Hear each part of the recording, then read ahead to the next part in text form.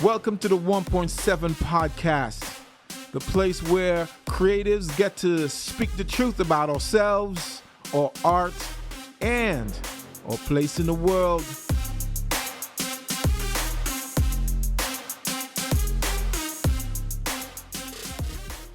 What's up, everyone? We are here again for 1.7. I'm super excited. I've known this brother for a long time. His father has been a monster in the faith and in the community. And now this brother here is just tearing up comedy in Minneapolis. He's traveling all around the world. He's doing it from the inside. Mr. Juice Sutton in the house, yo.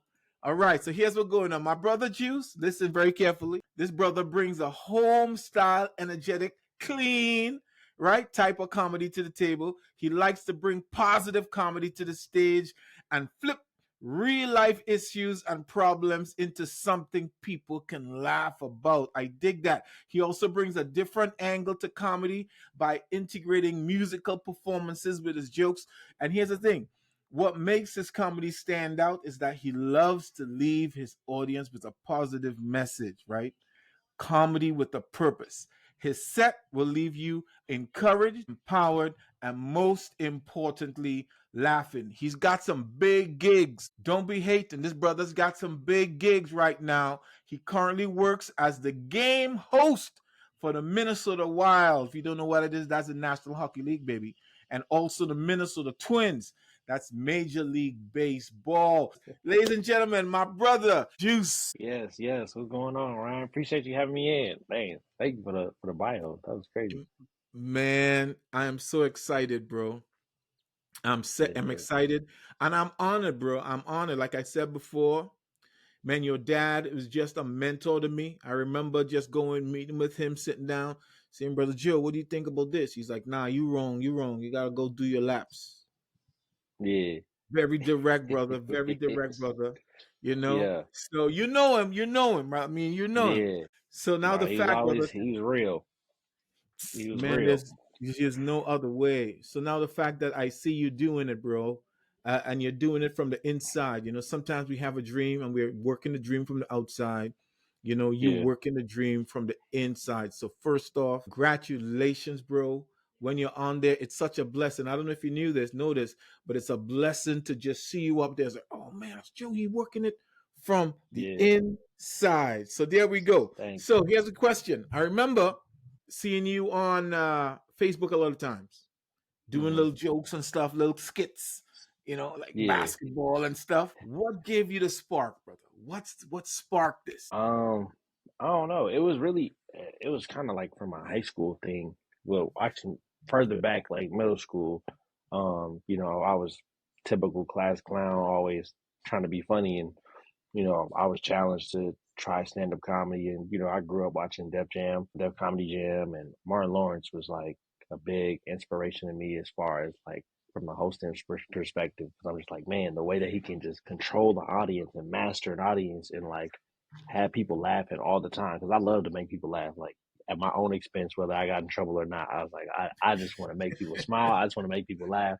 I got plenty of whoopings over it, but I was like, it's worth it, But really, what put it over the end for me was like when I got to college and I mastered or I majored in media communication, so I was like I want to be like a sportscaster, like I want to work in Where'd sports. you go?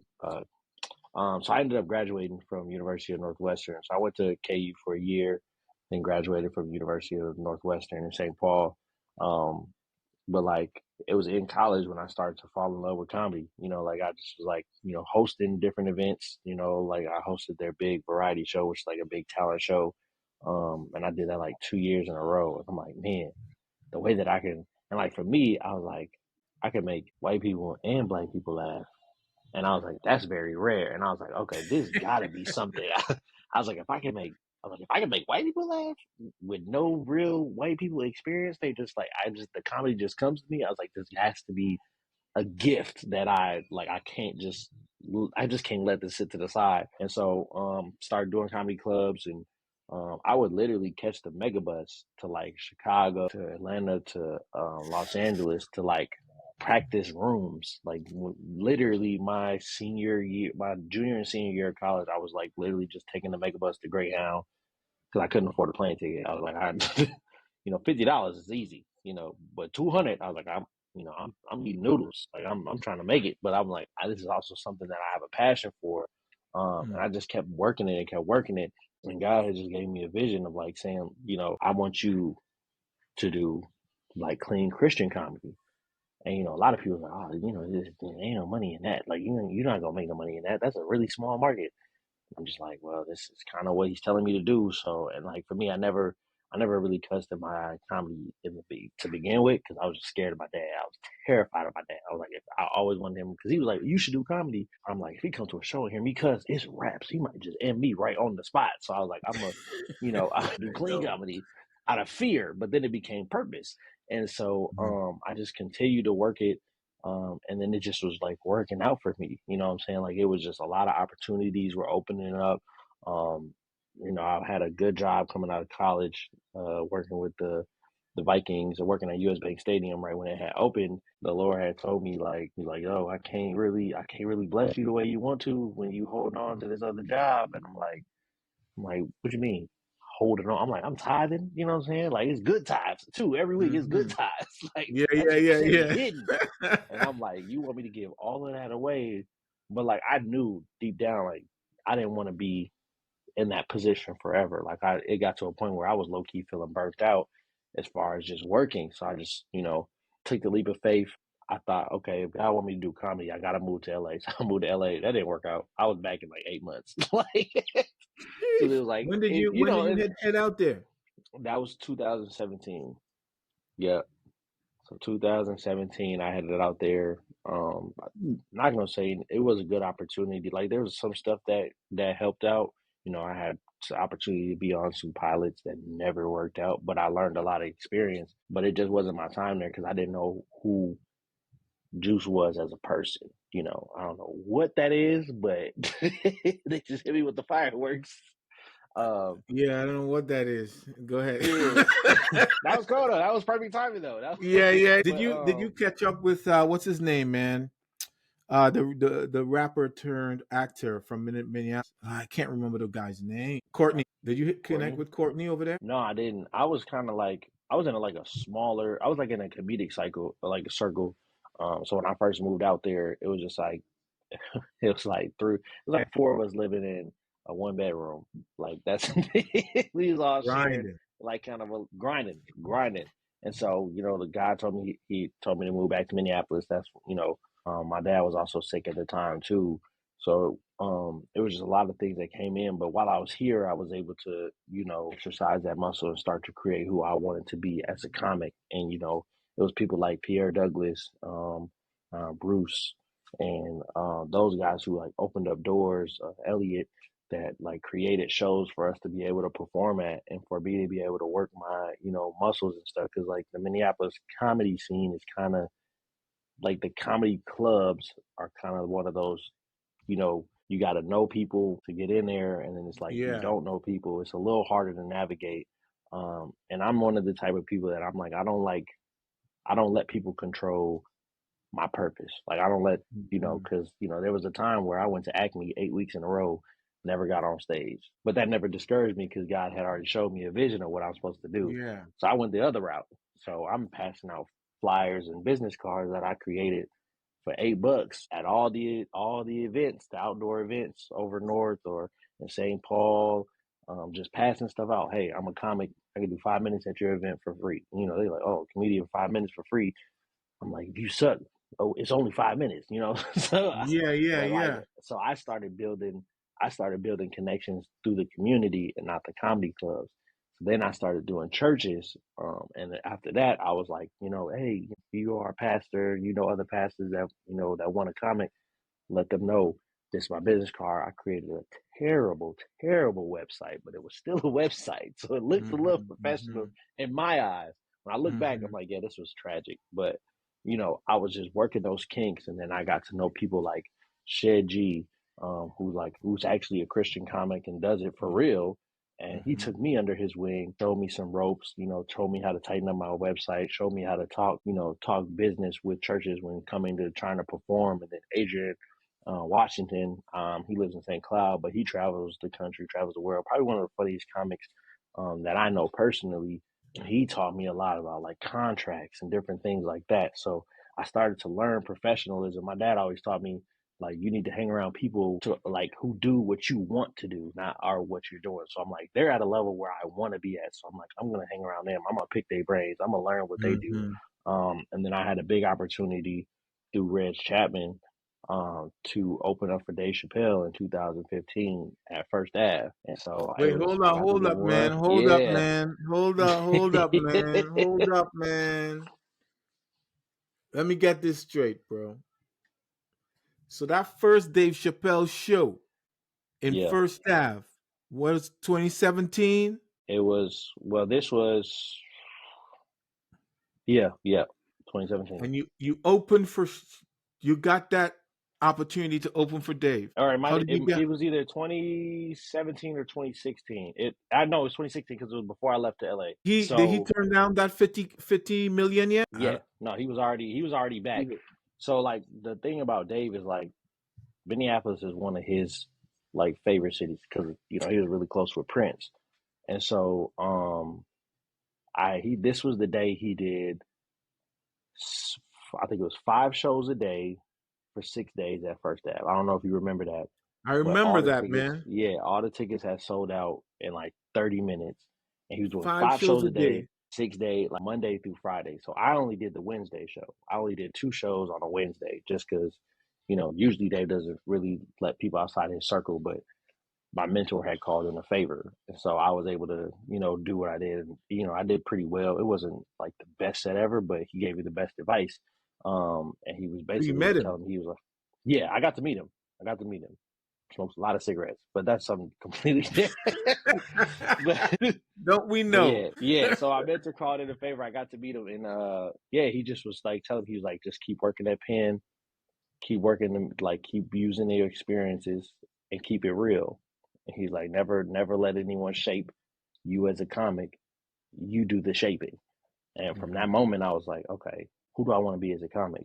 I'm like, I want to be a clean comic for sure. I'm a Christian, so and by all means, my faith is always going to shine, and no matter what I do. And so I do a lot of shows with a lot of different people, and a lot of those shows, people are cussing in them, but I'm not, and so it's just one of those things where I've been tested to be like, oh, you could, you could say a couple words and this audience will never know, like, because everybody else is doing it. But I'm like, that's not who I am. Like, my brand is a part of me. And it's like, I got to stay true to who I am. And God's continued to bless me because I've stayed true to who I am. Like, I got to do shows with Kevin on Stage and Tony Baker. I got to do their tour in 2018 and 2019.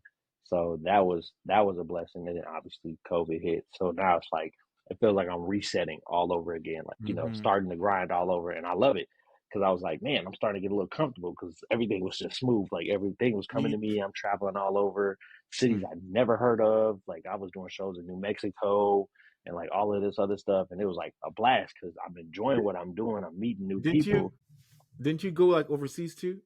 Like, didn't you do Yeah, something? yeah. And then this past November, so, working with the Twins and with the Wild this past November, the NHL asked me to be the host for the Global Series games over in Sweden. So that was the first time I'd ever been like overseas. I've been to the Bahamas and Jamaica on like vacation and stuff, but I, I ain't never went over there. Yeah. And that Long was, flight. yeah, Long. yeah. And so it was like, this one was, I ain't never been on a plane over 3 hours and 20 minutes. And this one was like 9.5 hours. And, I was on the team plane and like, they have breakfast and lunch for me. And I'm like, oh, we got slippers. I'm like, is this normal?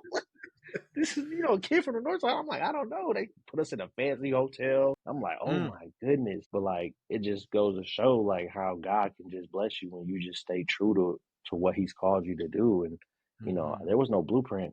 I was just going on faith. I didn't know what I was doing. Sometimes it still feels like I don't know what I'm doing, but like Mm-hmm. every time I feel like giving up or like feel like, man, this maybe I should do something else. God continues to remind me of where I came from and where I am now, and then He just opens more doors for me. So Mm-hmm. yeah, it's been an amazing journey, man, and it's just getting started. I feel like I'm not even at my peak yet. Oh man, not even close, bro. Come on, man. Just get me some of them tickets for when that Netflix special hit, man. Come on. Yeah, man. Hopefully sooner than later, man. Yeah. So I I just got filmed a my own special. yep. I got a question. Yeah. And it's a personal question for me. But maybe some of the listeners too. So in the work of comedy, Mm, like in acting, there are different types of actors, right? And one of the actor types would be called method actors, yep. right? Hmm. Are there different types of comics with regards to how uh, comedians prepare and Yeah. present? Yeah. It's a multitude of categories. Like the sub base of it is like there's comics who can write, there's comics who can perform, and then there's comics who can do both. You know, there's a lot of comics, and the whole Cat Williams thing kind of blew Oh up yeah, the eyes of what that looks like. But there are some yeah. comics who are really good writers, Mm-hmm. but they just don't have any stage presence. Or there's comics who are really good performers, like they can Mm-hmm. perform really well, stage presence really well, but the jokes don't always hit because they don't know how to create a setup or a punchline. And then you got the people that can do both. And so I think with a lot of people, it depends on who you are. I kind of find myself as somebody who can do both. Like I've written for people, and I also write myself and perform. And so I think when you kind of break it down, it's like what do you want to do? Like some people do real world stuff. They take what's going on in the world today and they can make Mm-hmm. it into a joke. Guys like Dave Chappelle, or there's people that can talk about stuff that's happened in the past or some stuff that happened in their life and form it in the world today. And so it's different levels of like different types of comics that whatever you find is funny. Like some people only like talking about movies, or Mm-hmm. some people are Mm-hmm. internet funny where they can get in front of a camera and be hilarious, but then when they get on stage, it's like, I'm not really a stage comic, I'm a strictly internet comic. I can Mm-hmm. create a script for a skit, but I'm like, I don't want to, like, I know I got a lot of friends that I'd be like, oh, you should try comedy. They're like, no, I'll just stick to the skits. That's it. I don't want to get on Really, and stage with a that's his microphone. own thing. The skits is his own world now. Yeah, it is. It is. It's created a lot of opportunities for a lot of people. So, me included. Mm-hmm. Mm-hmm. Yeah, that's interesting because I think most people like me who like enjoy comedy, we don't Mhm. really know what we're watching, right? Yeah. We're just wrapped into an emotion, Yeah. and our belly's hurting afterwards, right? And Mhm. we don't know. Like, I mean, you just educated me about the writers. Well, we know that Dave Chappelle had writers, but I never perceived that the writers had to be comics in themselves Mhm. to have a perception of what's funny in the first place. Right? You see what I'm The saying? That's same thing with writers with movies too. It's like, hmm these writers aren't action heroes in real life, but they have a perception of what an action hero looks like. And so hmm there's a lot of comics who are comics up here, but hmm just not comics on stage. And they're hmm okay with that. They're like, I don't want to perform on stage, but I hmm can sell jokes. And that's the beauty of like working in comedy is there's so many different avenues where it's like you're funny, but you can write the funny, or I know I can perform funny, but I just need somebody to inspire me and write it for me, and then I hmm can portray it. And so it's different levels of it. But like Dave is one of those perfect examples of he's both. Like he's a writer and a performer. Like Cat Williams, writer and performer. Martin Lawrence, hmm writer and performer. Kevin Hart, hmm writer and performer. And so it's like hmm there's a lot of examples of both, but a lot of times the only thing is writers don't get the limelight that they deserve. Like you'll never get credit for that joke, but you know that's your joke, and you'll probably get like some type of residuals or some type of money for the joke as hmm well. So, hmm So I have another question for you, and so as a filmmaker hmm and someone who look at films all the time, in the writing of it, you see the director in what they write, they're almost like they're putting into the movie what people are thinking. I'll give you an example. Mm-hmm. Um, uh, Avengers. I don't know. It wasn't Endgame, the movie before that, but lo and behold, Infinity Wars. Yeah. Infinity War, right? You've seen it, right? So Yeah. Infinity War, the heroes are getting beaten. Now, of course, they're losing because we got too much there in Wakanda. They're losing, and then Thor shows up, right? Thor shows up with Stormbreaker, Mm-hmm. and David Banner, who was in the Hulkbuster suit, comes out and he says, "Ha! You're so screwed now." Yeah. And then Thor just releases a massive show of power. And as you're Mm-hmm. looking at it, my son was looking at it, and my son said, "You know what? They did that there, Dad. They could have not have that. They could have just had Thor, but it was a setup for what the audience was Mm-hmm. feeling. The audience was probably saying, 'Oh, you're so screwed now.'" Yeah. You see what I'm saying? So as a Yeah. comic, are you pulling on that whole neuroscience of the emotion of the people? Are you leading them somewhere for the joke to land? Of course. Yeah. Comedy is an art form. And like a lot of people will say comedy is like the last like authentic raw art form where you can tell the truth and like do it in a way that's funny enough that nobody can get offended, but it's hilarious. And I think especially I'm a storyteller. So like a lot of my comedy is storytelling. I lead people on a journey, and that also comes from the writing portion because I had a film major before I switched to media communication, so I understand the art of telling a story. And the biggest thing about my comedy is I always like to lead somebody one way and they think we're going that way, but my punchline is way over here, and it's like, oh, why does that's hilarious? I didn't see that coming, And Mm-hmm. so every comic loves to like especially when you're doing a special, every story, like every special is a journey.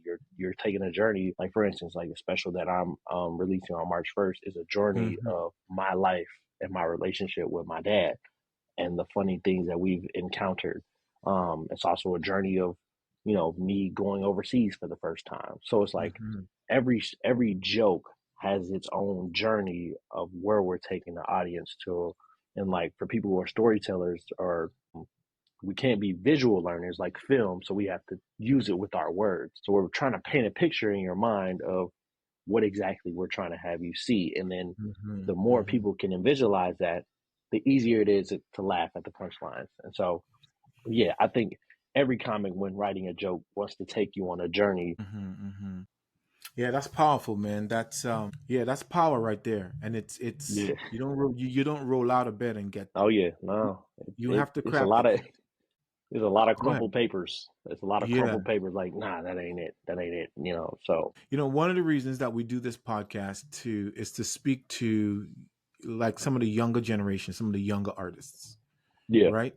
Um, Biggest thing for younger artists is to hear wait. You got to wait your turn, right? You come from a Yeah. town, your town had two comics, you're the third one, but they can only spend $200 a year on comics, and you got two Hmm. already, Yeah. right?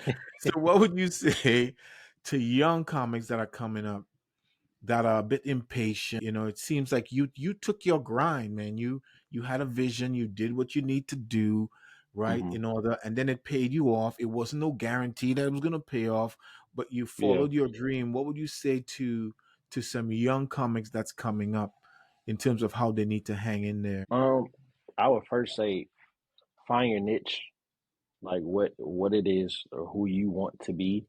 Find your why. That's the most important thing. I think a lot of people are unsuccessful because they don't know what success looks like to them.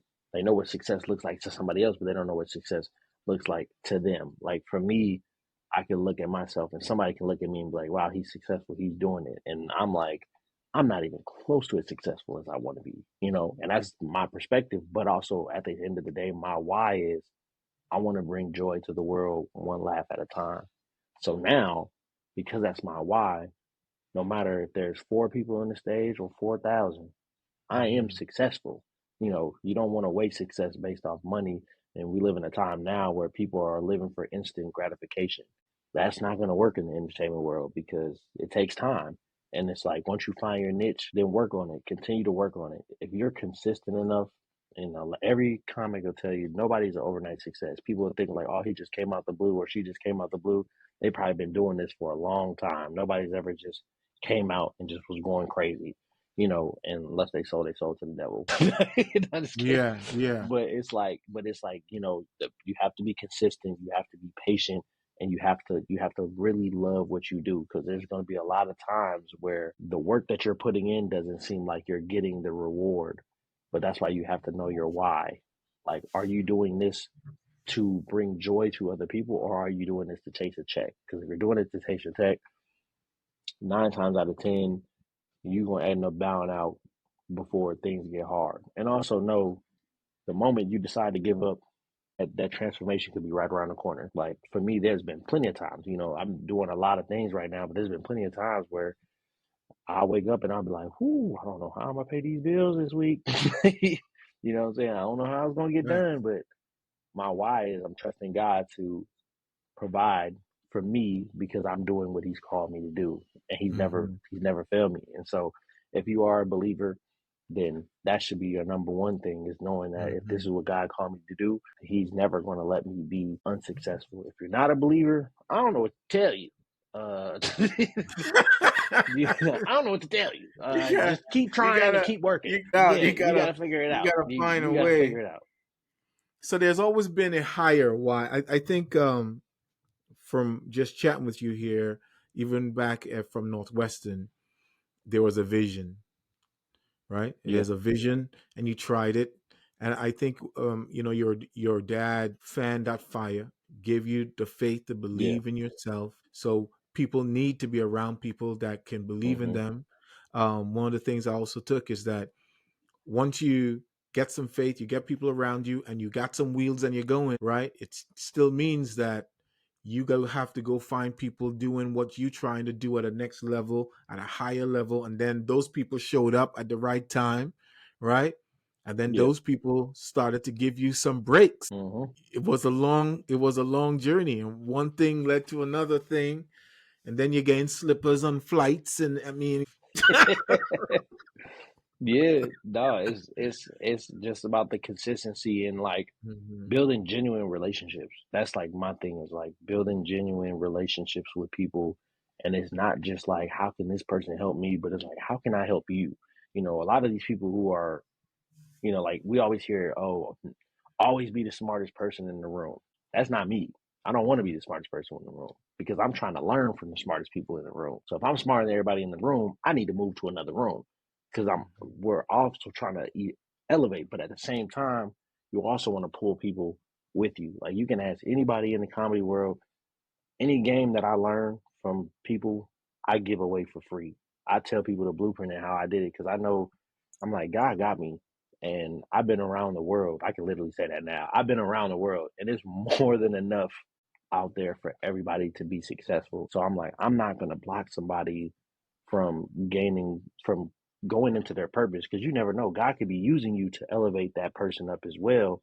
But it's like, once you stop that, now it's like, oh, I feel like part of me loses my blessing when I'm being selfish and trying to keep it to myself. And so, like, I give game away for free. Thank you for the fireworks. I appreciate that. I think it's when I throw my hands up. I think that's what it is. But yeah, it's just like you always want to bring people up with you. Like you want to go to the top, but it's lonely at the top. Or if you're not helping other people come to the top with you. And so Absolutely. yeah, I'm always learning, but I'm also teaching at the same time. And Hmm. so I think that's Hmm. another reason why God has blessed me with so much is because I'm not hesitant. Like people be like, oh, I was just talking to a comic this morning. They were like, "How much would you charge me to like teach me how to do this?" I'm like, "Nothing." I was like, I always give game away for free because Hmm. people gave game to me. You know what I'm saying? Like, so they didn't charge me. And there's people who tried, but I was like, I'm gonna go the other way. I'm gonna just figure it out. I ain't got that much money, so I'm gonna just figure it out. Hmm. So Hmm. I think it's thumbs up. That's what it is. That's thumbs up. But yeah, so I think that's a big portion is surround yourself with people that can educate you and teach you on where you want to go, but also be able to teach others that want to be on the same level as you, that's coming up and Hmm. trying to be on the same level as you. So That's kind of how I maneuver, and that's how I do it. Yeah, that's fantastic, man. I think too that, we came from a certain place where we know that whatever we are is because of other people, Hmm. right? So people are always stepping in, intervening, right, to Yeah. give us the resilience that we needed to get to where we needed to come to. So we see the world in those opportunities because we know Hmm. that whatever we have is because it's a collective of other people. A lot of people don't think like that, bro. A lot of Yeah. people, that's they kind of always had, and nobody never had to give them anything because they always had, right? Yeah. But we're from a different place. I like where we're from, because it brings a lot more value, I think, to what the world is. And I don't know, just the testimony of your faith, and your strength and your journey. It represents something, I think, way more impactful, Yeah. than to say that you got a hookup and you bought your way in. You see what I'm Yeah. saying? It builds a Yeah. certain level of strength, Yeah. you know.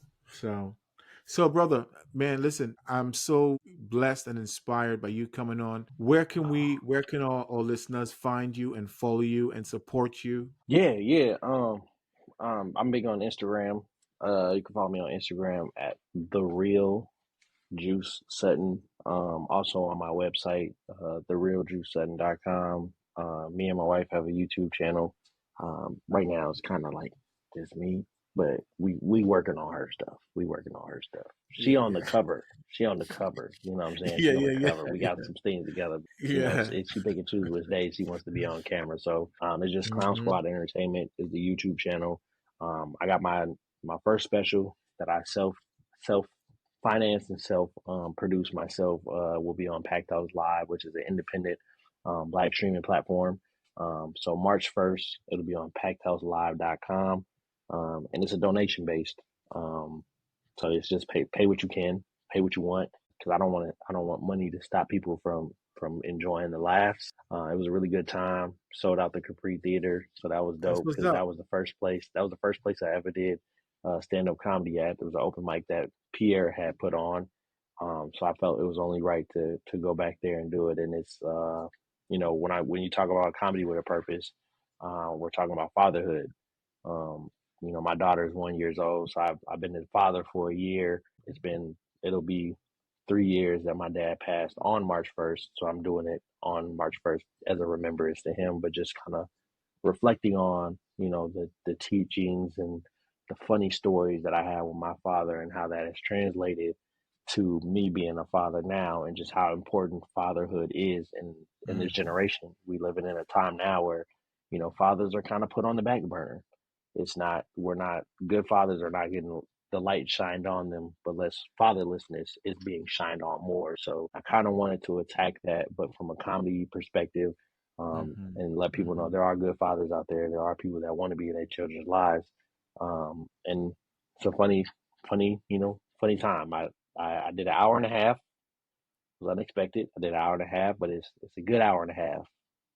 It's a good hour and a Well, half. that's long. That's a full It special, is, it bro. is. Yeah, so it's Yeah. trailer will be dropping in a couple weeks. And then yeah, man. So that's my biggest project right now.